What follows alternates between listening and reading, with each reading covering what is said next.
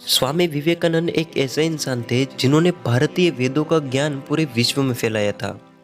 स्वामी जी की बातें बड़े बड़े लोग फॉलो करते थे, जिसमें निकोला टेस्ला जैसे बड़े वैज्ञानिक भी शामिल थे। आज के इस वीडियो में मैं स्वामी जी के जीवन के कुछ ऐसे किस्से बताने वाला हूँ जिससे आप भी उनकी बातों से अपनी जिंदगी को और बेहतर बना सकते हो। तो चलिए बिना टाइम को बर्बाद किए वीडियो को शुरू करते हैं। जब स्वामी जी वाराणसी में थे तब का यह किस्सा है। एक बार वो सुबह दुर्गा मंदिर से पूजा करके वापस जा रहे थे, तब बंदरों का झुंड उसके पीछे पड़ा। अपने पीछे 10-15 बंदरों को आते देख के स्वामी जी भागने लगे। स्वामी जी आगे आगे जा रहे थे और बंदरों उसके पीछे पीछे जा रहे थे। तब एक बुजुर्ग सन्यासी ने स्वामी जी को आवाज लगाई कि वहां पर रुक जाओ, वरना ये तुम्हारे पीछे पीछे ही आते रहेंगे। स्वामी जी अपनी पूरी हिम्मत जुटाकर खड़े हो गए तो बंदरों भी वहां पर रुक गए, और जब स्वामी जी बंदरों की ओर थोड़ा सा दौड़े तो सभी बंदर भाग गए। और उस वक्त स्वामी जी को एक बहुत बड़ी बात सीखने को मिली, और बाद में उन्होंने न्यूयॉर्क की एक स्पीच में इस बात को दोहराते हुए कहा, कोई भी ऐसा इंसान नहीं होगा जिसकी जिंदगी में मुश्किलें नहीं आई हो, इसलिए मुश्किलों से भागना नहीं चाहिए।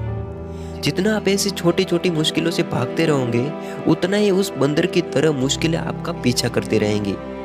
और जब आप अपनी पूरी हिम्मत से उन मुश्किलों का सामना करोगे तो आपकी जिंदगी बेहद आसान हो जाएगी। ऐसा ही एक दूसरा किस्सा है। एक बार स्वामी जी 2 हफ्तों के लिए जयपुर में थे।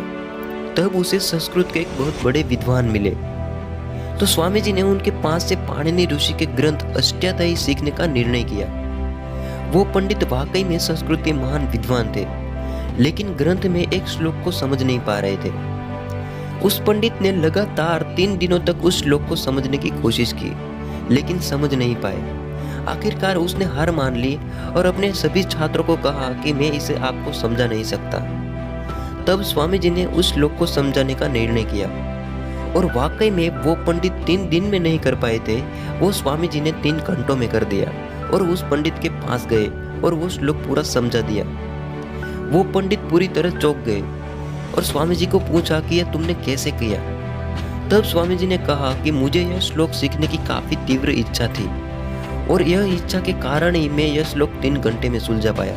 दोस्तों, हमारे साथ भी कई बार ऐसा होता है। अगर आपको बाइक चलाने की बहुत इच्छा हो रही है, लेकिन आपको बाइक चलाना नहीं आता है, और अगर आपको कोई बाइक सीखने का मौका दे तो आपको वो बाइक सीखने में उतना समय नहीं लगेगा जितना समय आपकी हर रोज की पढ़ाई को सीखने में लगता है। तीसरा किस्सा।